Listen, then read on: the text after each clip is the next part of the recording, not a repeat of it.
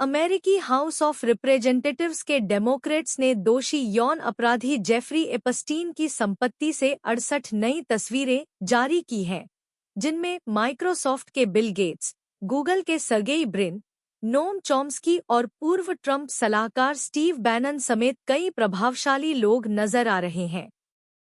जिस Jeffrey Epstein की file से बड़े खुलासों की अटकलें लगाई जा रही हैं, वह आखिर कौन था?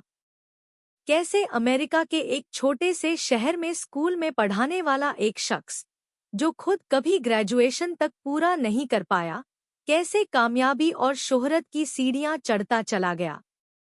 किस तरह इस शख्स ने एक के बाद एक सियासत और ग्लैमर जगत की चर्चित हस्तियों तक पहुंच गया? अमेरिका के मौजूदा राष्ट्रपति डोनाल्ड ट्रंप से एपस्टीन का नाम क्यों जुड़ता है?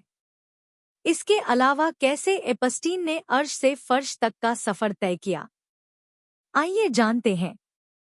इस मामले को लेकर चर्चा इसलिए भी ज्यादा है क्योंकि अमेरिका के मौजूदा राष्ट्रपति डोनाल्ड ट्रंप और कई नेताओं सेलिब्रिटीज के एपस्टीन के साथ करीबी रिश्तों की बात सामने आती रही है।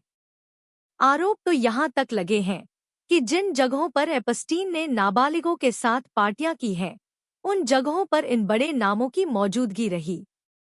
ऐसे में माना जा रहा है कि एपस्टीन की डायरी, उनके यात्रा के ब्यौरे, ईमेल, चिट्ठियों, दस्तावेजों आदि का जो काला चिट्ठा अब जनता के सामने आने वाला है, उसमें कई बड़े और चौंकाने वाले खुलासे हो सकते हैं।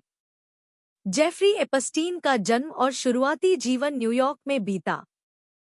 बताया जाता है कि 1970 के दशक में एपस्टीन ने न्यूयॉर्क में ही डॉल्टन स्कूल में गणित, मैथ्स से लेकर भौतिकी, फिजिक्स तक पढ़ाया। उसने खुद भी एक यूनिवर्सिटी से इनकी पढ़ाई की थी, हालांकि वह कभी ग्रेजुएशन पूरा नहीं कर पाया। जिस दौरान एपस्टीन स्कूल में पढ़ा रहा था, तभी एक छात्र के पिता उससे इतने प्रभावित हुए थे कि उन्होंने जेफरी को वॉल स्ट्रीट में स्थित निवेश बैंक बियर स्टियर्न्स के एक सीनियर पार्टनर से मिलाया। यहां पहुंचने के बाद जेफरी ने कभी पीछे मुड़कर नहीं देखा। 4 साल बाद ही वह निवेश बैंक का पार्टनर बन गया।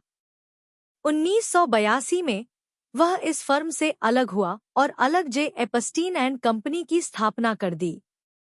एपस्टीन अपनी कंपनी के जरिए उन क्लाइंट्स की संपत्तियों को संभालता, जिनकी कीमत उस दौर में $1 अरब से ज्यादा होती थी।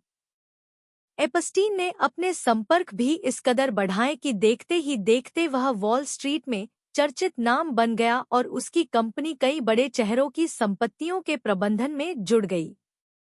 इस सफलता की वजह से जेफरी एपस्टीन ने भी जबरदस्त कमाई की और अगले कुछ साल में उसने फ्लोरिडा में मैंशन, न्यू मैक्सिको में रैंच और न्यूयॉर्क का सबसे बड़ा निजी घर तक खरीद लिया।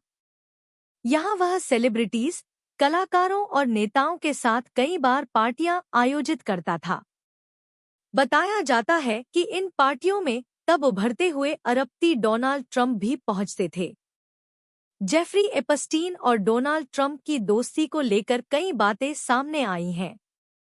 दोनों के बीच कुछ समय बाद ही दरार का खुलासा खुद ट्रंप ने किया है।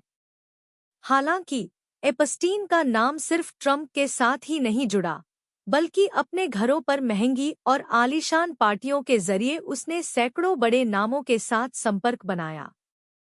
इनमें पूर्व राष्ट्रपति से लेकर अभिनेता और विदेश के नेता और चर्चित हस्तियां तक शामिल रहीं। 2003 में टिफनी एंड कंपनी की सीईओ रोजा मॉन्कटन ने वैनिटी फेयर मैगजीन को बताया था कि एपस्टीन के बारे में बहुत कुछ ऐसा था जिसे लोग नहीं जान पाए। यानी आप जो देखते थे, एपस्टीन उससे ज्यादा रहस्यमयी था। 2005 में एपस्टीन के खिलाफ एक बड़ा मामला सामने आया। एक 14 साल की बच्ची के माता-पिता ने फ्लोरिडा में पुलिस से शिकायत की कि एपस्टीन ने उनकी बेटी का अपने पाम बीच स्थित घर पर उत्पीड़न किया।